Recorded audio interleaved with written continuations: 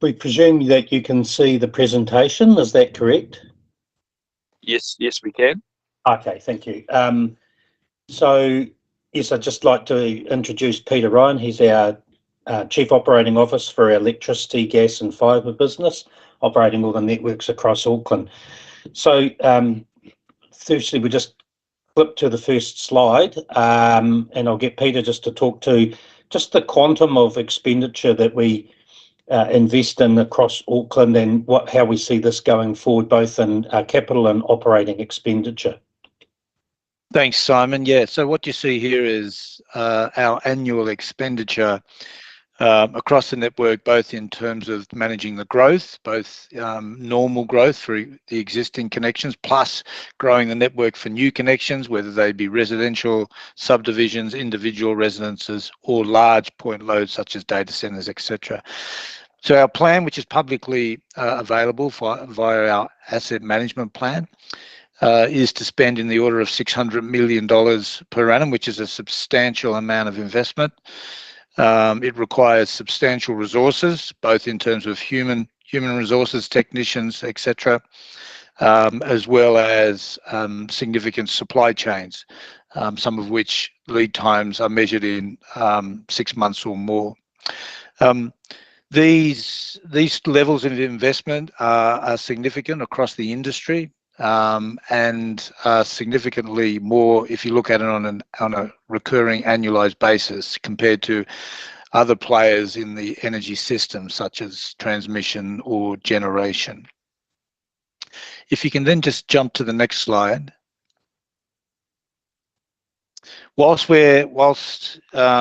expending that amount of significant investment in the electrification and the resilience of the network, we're making a whole range of activity, both investment and otherwise, in that resilience, as we understand that with an increasing volatile climate that we live in, whilst increasing expectations around secure supply of energy, be it electricity.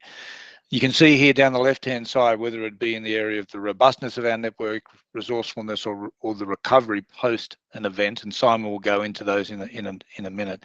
There's a whole range of activity that we undertake. I don't expect you to read every bit of it, but I just want to pull out a couple that you can see there.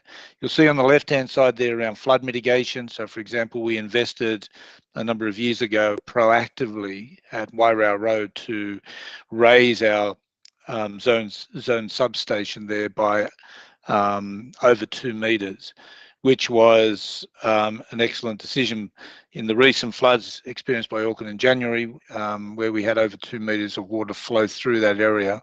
Because we'd made that investment and raised that zone substation, we were able to effectively manage the load in that area and switch it away without having to experience any major outages. If you see around microgrids there, we've got microgrids invested in various parts of Auckland, Piha, for example. And lastly, in the areas of network visibility and operations, we've made significant investment in digital platforms, because we understand that in order to manage the peak demand of the future in a most affordable way, we will rely increasingly on sophisticated digital platforms being able to interact either with customer appliances such as electric vehicles or other parts of our increasingly more intelligent network. So we'll see. So therefore, there's just a range of things that are across there. But we do understand that this significant investment and this range of activity we're undertaking needs the right regulatory setting. So I'll hand over to Simon, if you can just jump forward to the next slide. Yeah, thanks, Peter. So for us, the critical, being a regulated business, the critical settings to fund that investment really derive from the Commerce Commission, who set our regulatory frameworks through what's known as input methodologies. As you'll see there, Boston Consulting Group identified that $22 billion of investment needed in New Zealand's distribution sector by 2030. So distribution doesn't count, that doesn't take into account the transmission system nor the generation. So that's just, for example, like the networks covering Auckland. Excuse me. One of the issues with the way in which the Commerce Commission is approaching these inputs methodologies is that it's very backwards looking, and it doesn't enable the financing of the significant investment going forward. Unlike what we're seeing in overseas jurisdictions, where financeability tests are undertaken by the regulators, we're not seeing the Commission bring that into their models or their tools. And it's very concerning from our perspective, because we're going into a period of time where there's a significant investment, as you can see, to enable the infrastructure to meet the challenges of electrification of transport, but also the growth. And essentially what happens is the investment just can't be supported by the current settings. So we seek council support to, be able to work with the council to talk about how we can, continue to raise these issues with the Commerce Commission. We're in the middle of a process called the Inputs Methodologies Review, which is due for finalisation in December, and we think it's absolutely critical that the settings are correct for investment in the networks. Go to the next slide, please. The next slide we talk about is one of the things which is we think is pretty important, is that resilience is a different context to security of supply. So when we think about resilience, it's more to do with the ability to withstand what we call high impact but low probability events. So we could say the recent floods in Auckland, or even to a degree the cyclones. It's a magnitude. Resilience could arise from anything from bushfires to earthquakes through to major climatic events. That's quite different to what we call our traditional security of supply. It often gets confused with regards to security of supply, but it's an important context to understand. Flipping to the next slide, just recognising the time. So we've kind of just identified here the issues with regards to resilience. An example there would be that whilst we may have some of our network running into some parts of the Auckland region, we are limited by how much space we can cut vegetation away from the transmission lines. That's what we'd call the normal security criteria. But if we just look at recent events, we've had significant vegetation damage through the cyclone, which is outside of the allowable areas that we've cut. So Peter can talk to that shortly. Reliability is obviously very much about what we call the high frequency, low impact events. So that's where, for example, if a piece of equipment failed on our network, recognising our network is about the equivalent of from Auckland to London in distance. So, when you lay it end to end, so we can always have a piece of equipment fail, but the ability to repair that and get it back up and running really quickly. Another theme with being able to respond really quickly that we would see the council being really valuable in supporting is the ability for our faults crews to have traffic flashing red lights like we see with the fire service and ambulance, because basically when we have events, they are stuck in traffic like every other person in Auckland and commuters. In a recent event in the area where I live, basically it took the guys an hour 15 minutes to get to the location, took 10 minutes to fix the thing. They're basically stuck in traffic. So what we've called for some time is the ability for our faults crews to be trained and to operate only in events, which could be a safety or a human safety issue, to have the ability to put their flashing lights on, just like fire, ambulance, police, and be able to get through to the site much quicker than what's currently the case. If we move to the next slide, our context for our strategy from a vector investment perspective is very much focused on how do we understand what are the needs of the network from now and into the future, which is very much informed by customers, data analytics, technology changes. For example, we're seeing now a move for more and more electric vehicles, electrification. We're seeing security of supply. We're seeing large loads turn up like data centers.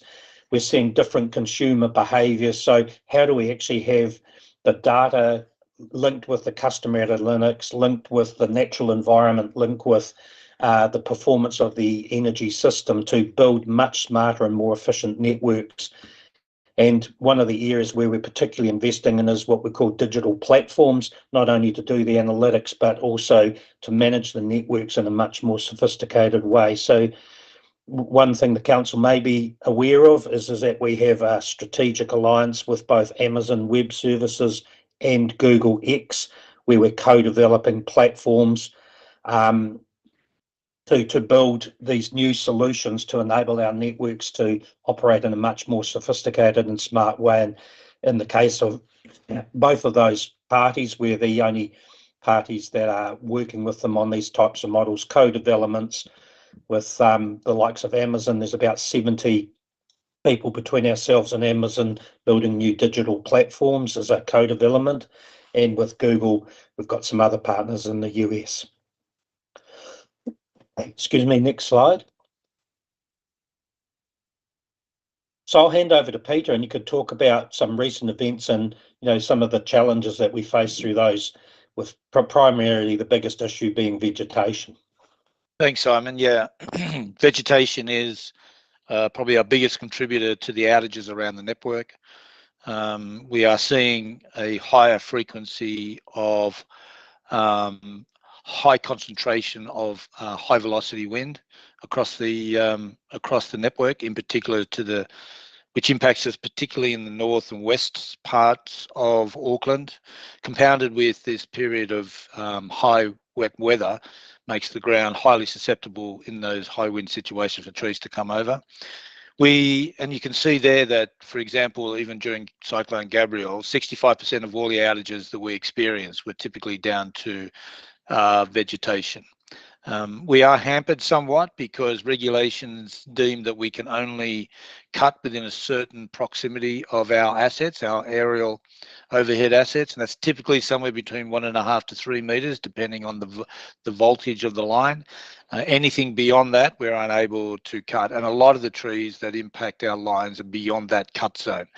In which case we're unable to proactively cut those to reduce the risk. We have been agitating for many, many years. I think for about 8 years, we've been agitating to get those regulations changed to increase that cut zone and also allow us to move to a more risk-based approach so that we can take to be empowered to take greater control of managing the risk of vegetation on our networks, which, as I said, is the biggest contributor, and in an area or a period of increasing climate volatility is one where we will continue to agitate for an improvement in those regulatory settings when it comes to vegetation management.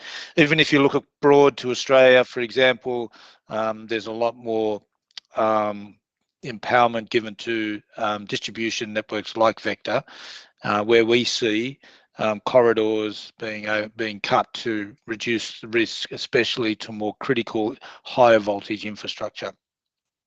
Now there are other point loads that are coming onto our network that are equally important, and the electric vehicles is one of those. So I'll hand back to Simon, and if we can go to the next slide, please. Thanks, Peter. So basically, obviously, with electric vehicles, we see obviously Auckland being obviously going to experience a lot of EV uptake, and for us it's a very complex issue with regards to electric vehicles because the whole dynamics around where are the electric vehicles going to be located, where are they going to be charged, what's the frequency of charging, but also what is the impact on the network. And with electric vehicles increasing on the network, it's not only electric vehicles, but it's the whole decarbonisation of energy. So we also see the transition from gas onto electricity. So very multifaceted challenge, and again, why we invest so significantly in the likes of data analytics and other digital solutions to really understand and develop the future scenarios. I think it's important to also point out that we're one part of the energy system. We're talking here about our distribution network, which covers all of Auckland, with regards to is there sufficient generation or if there's sufficient transmission. We're not talking to that, but we're talking about our ability to look into the future, to invest, and also to understand what's occurring with regards to loads across the network. So a lot of the curves that we're using here are derived from, various reports published by government and EV working groups and the likes. We integrate those into the next slide, which if we could move to, is what we then do the analytics on, is what's going to occur to the load in Auckland over the next 20, 30 years, and what are the kind of tipping points. But more importantly, a real focus on affordability. I guess just in a simple terms here, if we look at this graph, the green line is the optimal line in terms of still being able to meet all the customer needs and the expectations, but doing it in a much more efficient way than what we call the very upper bound of the light blue there being disorderly. Now, the context there is essentially saying that on the green line, we would have control environments talking to devices such as electric vehicle charging in residential homes and everything, to essentially schedule them just like you would with air traffic control, so that they don't all come on at the same time, cause a peak, and then cause a lot of network investment. The disorderly is actually where there's no control environment, no management of that load coming on the network, and essentially it creates significant peaks. It would be a bit like everyone driving on the motorways at once, causing massive congestion. To relieve that congestion, you'd have to build many more lanes, which outside of those peak times would be very inefficient. So that's our focus. We've got a little chart to the side there that shows how that growth occurs. But to put it in context, even the green line is doubling our current demand on our network, whereas the blue is obviously significantly above it. And as you can see, as those levels of lines grow, that's essentially investment in the network to meet that. And hence, we also want to make sure that's as efficient as possible because it translates into cost to consumers. Talking of cost to consumers, if we could go to the next slide, our focus is very much in line with what we see with the Electricity Authority, who set pricing principles for how we manage things such as the introduction of new loads or people requesting new connections. And one of the topics at the moment is about electric vehicle charging infrastructure. Our perspective is very much that the electrical charging infrastructure should be paid for the connection of that, and the provision of that service should be paid for those parties that are basically seeking to put in electric chargers, primarily in the commercial space, because that is actually a business model. And if it wasn't otherwise paid by them, it would be basically put into what we know as our regulated asset base, or as our total asset base, and the cost of that would be spread across all customers. And in essence, we don't believe that's equitable in charging consumers that wouldn't be using that charging infrastructure, or those that can least afford it, having to foot the bill for basically commercial entities who want to build a model of putting in more electric charging infrastructure. So that's just one key point that we think is really important to note, and it's no different to how we charge the likes of data centers or other people that are wanting to, invest in their own business solutions and put them out into and connect them onto our network. Next slide, please. Also, we see it's really important that we advocate from a vector perspective for Auckland, and one of the issues there is very much on issues such as the affordability and the cost of electricity. A topic that you'll hear probably raised in the near future is whether or not Tiwai, or the aluminium smelter, gets recontracted, which is a very significant load in the New Zealand energy system. We have nothing at all against the Tiwai aluminium smelter or anything else. Our issue is that they should just be paying a fair market price, the same as everyone else in the country. To put that in perspective, they use around the same amount of energy as 775,000 residential customers. If we take that into the context for Auckland, there's around about 500,000 residential customers. So as you can see, it's even more than the amount of people in Auckland.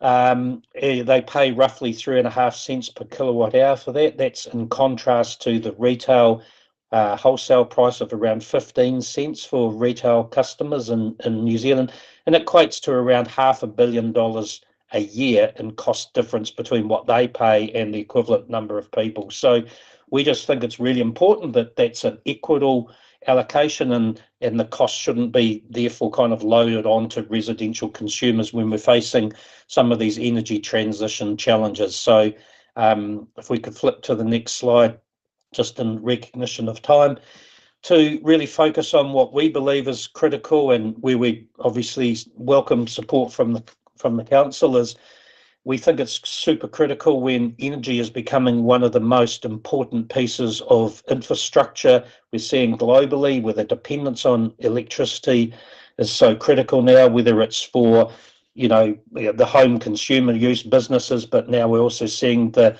integration of transport into it.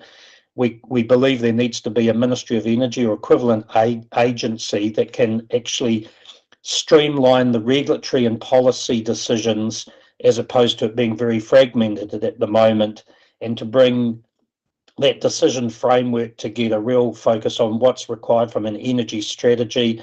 How do we actually make sure that the transportation integration is actually really carefully considered, and some really critical decisions are needed there, such as the ability for us to connect to people's charging devices, not to control them for every minute of the day, but it's just in times where we need to be able to control them, to minimise that cost to all consumers is a super critical issue.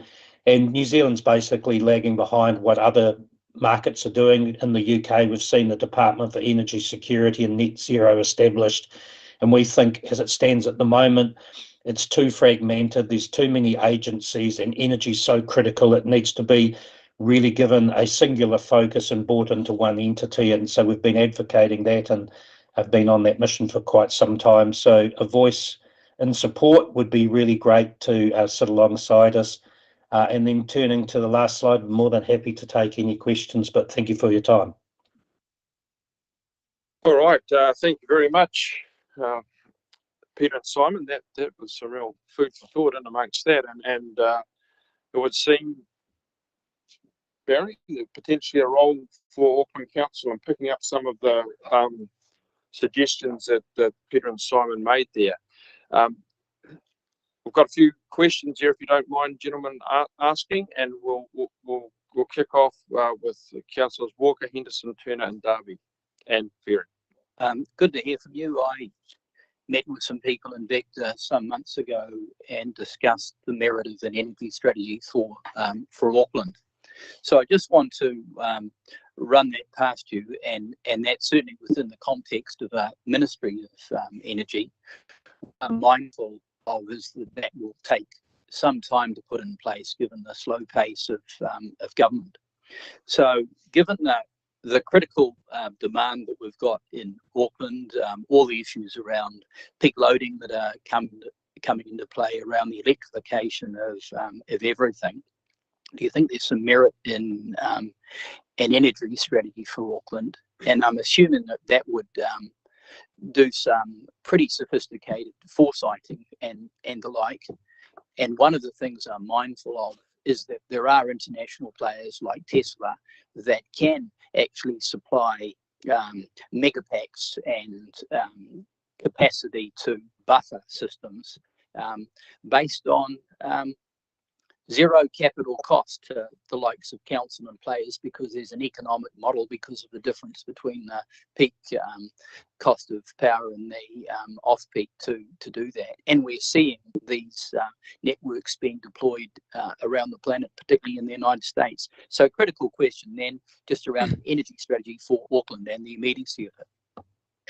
Yeah, look, I think we welcome the opportunity to engage with the council on how we see the needs of Auckland, and I think that's a very widespread topic. It's about, with regards to Auckland, because we're in an interconnected system, it's what's everything from the generation adequacy to what we call a whole of system costs. So we obviously have to also recognise, how do we get the least cost to consumers with the best kind of quality of service.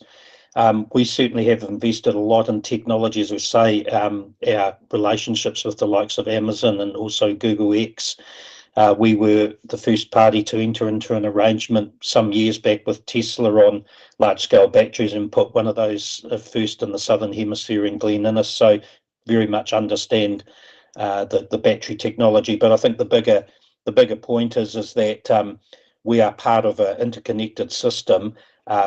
We think actually that it would be great to have the council to support to enable Auckland to have the right infrastructure. There's regulatory settings that need to be put in place correctly. We have to ensure that there is the right incentives for the new types of technology. We have to have the right decisions made around how people can actually connect to our system and how we can manage those loads in the most sophisticated and smartest possible ways. So whether that's an energy strategy for Auckland or how does Auckland fit into the wider energy strategy, I think is probably the latter. But I think the objectives for Auckland, I think we probably all share passionately about how do we make sure we get the best and affordable system and costs, and it's not just the distribution infrastructure, it's also the total cost to get energy into Auckland. Supplementary question, Mr. Chair. Given that the council doesn't have a lot of expertise in this area across our organisation, would you be in a position together with some other players to put together something that Barry Potter and the like could pick up on, that could inform us in terms of an agenda item in a collaborative way? Barry has already indicated, Councillor Walker, that he will be meeting up with Peter and Simon to really see what prospect there is of taking this further from a council perspective. So thank you for that. Yeah. Councillor Henderson. Thanks. Just a question for the chair. This presentation is incredibly detailed and technical. Can I ask if this was provided in advance to be put up on Nexus and circulated among the committee? It wasn't received until this morning. Okay. I'll just let you know in advance. I'm considering voting against receiving it. Yeah. Because it's a total waste of my time. I need to prepare for these things. Yeah.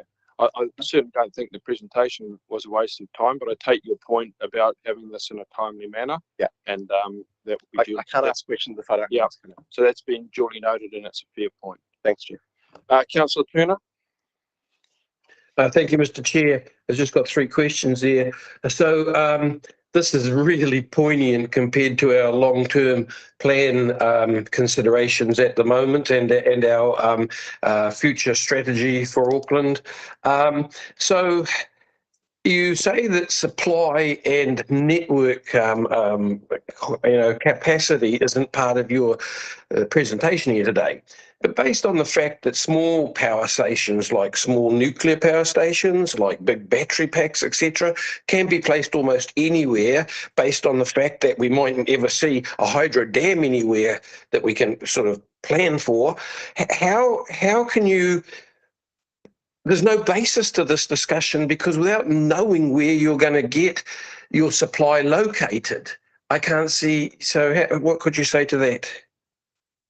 Yeah, look, I think the fact of the matter is to understand the energy structure in New Zealand. Our role in the energy system as a distribution company, by virtue of legislation, we're not allowed to invest in large-scale generation, and we're also not the transmission operator, who is Transpower, which is owned by the government.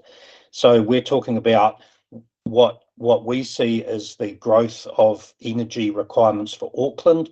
We certainly have a lot of analysis and we understand where things are going with regards to generation, but that's a whole nother topic in of itself. What we've been talking about here is how our role fits into enabling the infrastructure for Auckland.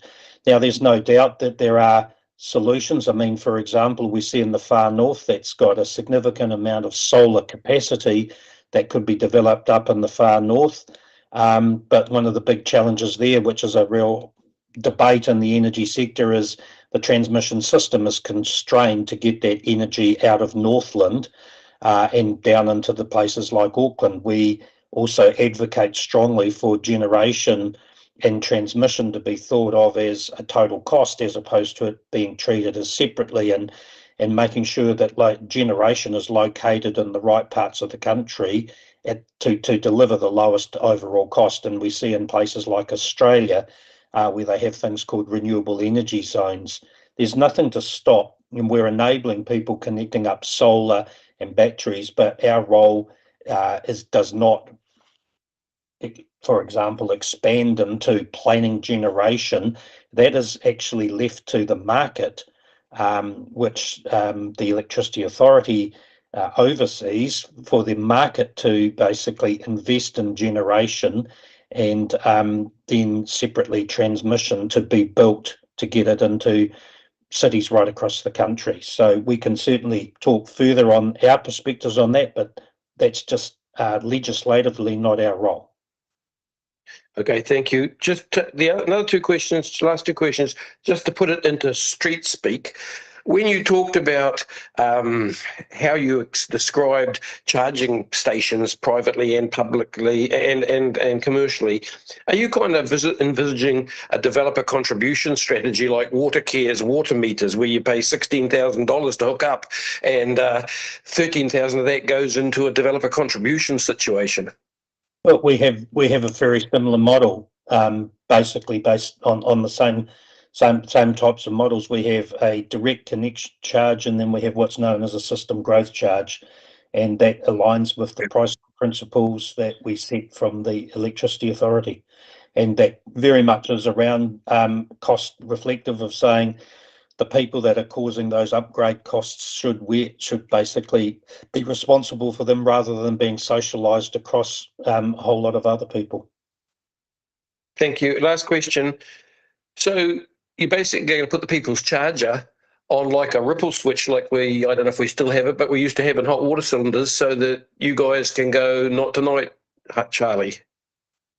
Oh, we've run I mean, you're kind of correct. It's a lot more sophisticated than the old hot water, but yeah, in context, you're very right. We've had a trial with 200 customers across Auckland, where they connected their EV chargers to a system, and through sophisticated, it's called learning algorithms, we say that, between 9 and 6 in the morning, we'll charge your vehicle, and it maybe at one point in time it might be getting half the energy, and another point in time full energy. It talks to what's going on with the rest of the network, but in essence it's charged when the customer needs it in the morning. And that was a very positive and constructive trial that was run with customers who said they noticed no detriment to the service they delivered, but what it did demonstrate, that we could utilise the capacity of the network in a much smarter way than everyone plugging in their charger at the same point in time and creating a real peak, which has been a characteristic of, in a reverse kind of way, we've seen in other markets where people put a whole lot of solar on, it all generates at the same stage, and basically the networks just can't accommodate it, and it just becomes a very expensive exercise to upgrade it inefficiently. Okay, thank you, Mr. Chair. Just one very quick supplementary, please. Places like Penrose, there's already commercial entities there who've got electric trucks who can't charge them all at once, who are now finding that they're short of supply, correct? I'm not aware of that. We certainly have done a lot of work with the bus company, and we send them what's called a dynamic operating envelope, so they know when the optimal time is to charge their buses. But I haven't heard of anything to do with Penrose. Peter, have you heard anything to do with electric trucks there? No, Simon, that's not crossed my desk, not at all. All right. Thank you very much for those questions, Councillor Darby. Thanks, Chair, and thank you, Simon and Peter. Simon, it's a good presentation, but we're just sort of getting it in front of us now. So my questions are probably related to it, but not specifically to it. Vehicle strikes on poles, they impact resilience as well to the power supply network, and they are significant contributors to deaths and serious injuries of Aucklanders and others across our city. Would you briefly outline Vector's current view on adding impetus to undergrounding your infrastructure to improve resilience and road safety? And particularly, I'm interested in how what Vector's current position is with Auckland Transport when it comes to sharing the costs of undergrounding, where we're putting in new roading infrastructure. I'm interested in where the life of your overground infrastructure is aging and how you calculate and credit that into your negotiations with Auckland Transport. Now, I'm making an assumption there that it's not that equitable at the moment, but I may be incorrect. If you could outline how you go about that, please. How much focus you draw to that, whether your board is made aware of deaths and serious injuries when your assets contribute. I'm not saying that wholly responsible, when your assets contribute to the deaths and serious injuries of Aucklanders, and the undergrounding program working with Auckland Transport. Thank you. Well, there's a whole lot of issues there. I think the reality is that we do have a published undergrounding program. The reality is that we also have that with regards to any new developments that are being built or where the network is growing, then we do as much as possible look to integrate our network build with the development of new subdivisions and the likes. And as a network, we have a very high percentage of assets underground. The reality is in the regulatory settings, the regulatory settings are such that we can't just take our assets underground because that's obviously a big asset write-off, and you've got basically remaining life of assets. With regards to the incidents of what we call where cars have hit poles, obviously we report on all types of incidents across our network and analyse what steps can be taken to improve the performance of the network. We have undertaken quite a lot of studies historically around what other solutions are being used. It's not unique to Vector. It's an issue right across the world where there are poles in road corridors where people do hit them, unfortunately. And we also look at regular programs, and when we're looking at those assets needing upgrading, which could be because of increasing loads in certain areas, how we can actually, whether it's economical and whether or not it's basically going to be viable to underground the assets. With respect to specifically the work with Auckland Transport, I'm not sure, Peter, you might be able to talk, but I know that our teams definitely liaise with the likes of Auckland Transport and the telecommunication operators when we're doing undergrounding projects. Yeah, it's actually a really collaborative approach where both in terms of street lining, moving the street lining off any of our poles onto an Auckland Transport pole, or with especially Chorus, where they may have some aerial fibre. We work very much collaboratively together. Also, if there's any significant roadworks that are happening across Auckland, we're generally well abreast of that, and to the extent that it makes sense for us to future-proof our network with the sense to eventually undergrounding critical infrastructure, we are quite proactive at making concurrent investment as Auckland Transports are opening up major roadways.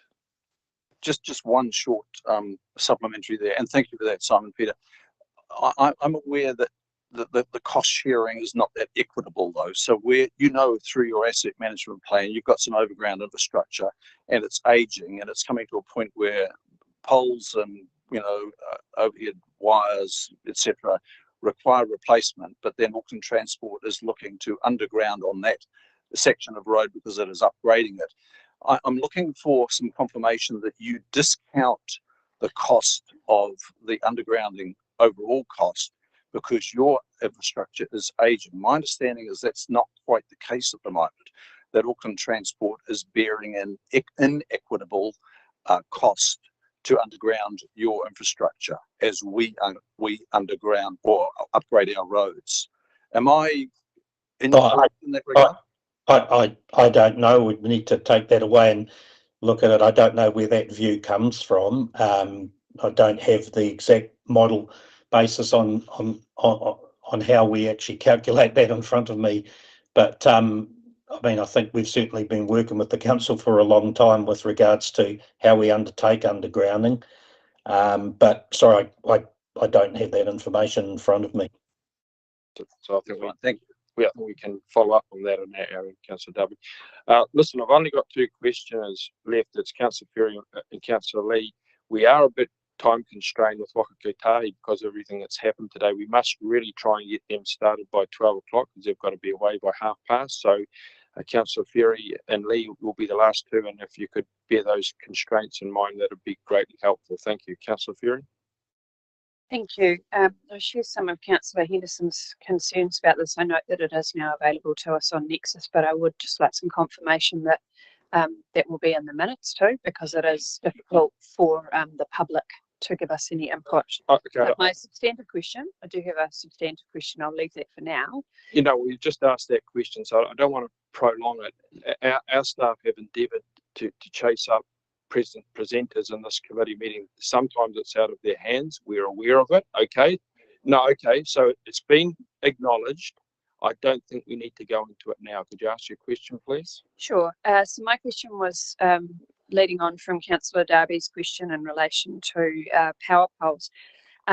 Obviously, there is the DSI aspect to it, but there's also the case where sometimes those power poles are in footpaths that are already really narrow and that reduces access. So I'm aware of a particular case in my ward that I know is being dealt with, but it's taken an enormous amount of community and local board effort to get that on the agenda. What work is happening to sort of proactively look at places where these power poles need to go in brownfields and in areas that are not being redeveloped? I hear the good work and I see it in regard to, so for example, Kaingaora redevelopments I've been involved with, but I'm worried about those remedial ones. We've got ones with footpaths that are less than 1 metre wide and they've got a power pole in the middle of them. Thanks. I mean, I don't know the specific examples, but I guess from my perspective, the issue is that, as you see, we've got $600 million a year spend, which is also facilitating a lot of the growth across Auckland. What we do see is road corridors have changed over time with regards to road widening and so forth, which has sometimes compressed the available real estate, for want of a better word, where the poles sit. With regards to any specific initiatives around that, we do look at them on a case-by-case basis, but you know, we have to also recognise that, as we said earlier, we have a regulatory envelope that we operate within from a funding perspective, and we have to prioritise how we spend the capital to enable the growth to improve security and resilience. Obviously, in the cases where we're doing undergrounding, then that's removing some of the poles, but there's still obviously poles there to meet street lighting requirements. I don't know if I can add much more than that. It's obviously a complex issue, and you know, we're happy to talk about that further. But removing existing infrastructure that has still got an economic life is a challenge under the regulatory models. I think you've answered that. Finally, Councillor Lee. Yeah, thank you very much, gentlemen. A fascinating presentation, and it'll be good to see you guys more often. I have a question. It's a very localised one. It relates to Waiheke Island, where we quite often have power cuts, some of them prolonged, and obviously our power system a little bit vulnerable to weather events with lots of native bush and not necessarily native bush growing close to power lines. I just wonder what is happening to the undergrounding program. We used to hear a lot about that a few years ago, but it seems to have gone off the boil. Is undergrounding still a part, particularly on Waiheke Island in this case, part of your program? Thank you.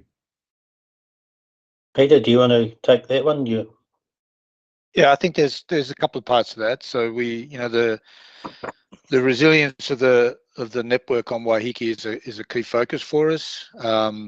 As you say, vegetation management on the island is particularly important in terms of the resilience of our network out there. We've been working closely with authorities to get approval to undertake greater amounts of clearance to try and improve that resilience. We're very sensitive to the specifics of the fauna and flora out there, and we're trying to work with the consenting authorities to get the right balance between our needs versus the local environmental needs. Specifically in terms of undergrounding on Waiheke, we have a forward plan of undergrounding activity that it takes into account all parts of Auckland. We do south of the harbour. We do try and balance, and we work with the trust, the End Trust, to agree what that forward plan is. At this stage, we don't have any forward plans for Waiheke Island in terms of undergrounding any of the existing overhead infrastructure. But as I said, that is an annual review with the trust as to where our future plans for proactive undergrounding is. Oh, that's a long answer, but I would just urge you to go back to the original plan for progressive undergrounding. That will save all this ongoing operational expense of having to cut down trees and so on, and will reduce power outages. So thank you for that. Yeah, thank you, Councillor Lee. And I think to pick up your earlier point about the desirability of getting Vector in here on a more regular basis is a point well made, particularly as we go to far greater demands on electricity as opposed to the transportation network. Members, you'll see that the recommendation is up on the screen to receive the update with the addition B, to note that the Director of Infrastructure and Environmental Services, Barry, will meet with Vector to discuss issues raised in their presentation and will be reporting back to the next committee meeting. So it's been moved by Councillor Walker, seconded by Councillor Fletcher. Does anyone want to speak to it? Just briefly. Thank you. Just briefly, Chair. For the reasons outlined, I'll be voting against A. I think that it is a democracy issue when we can't get prepared and the public can't get prepared for these workshops. I don't want to blame anybody. It's just a teachable moment. Great. Well, we've heard that 3 times now, and that's certainly your prerogative to do that. So it's been moved and seconded. All those in favour, please say aye. Aye. Against? No. Do you want to record it, Councillor Henderson and Ferry? Yeah, record that, please. Okay, thank you. Next up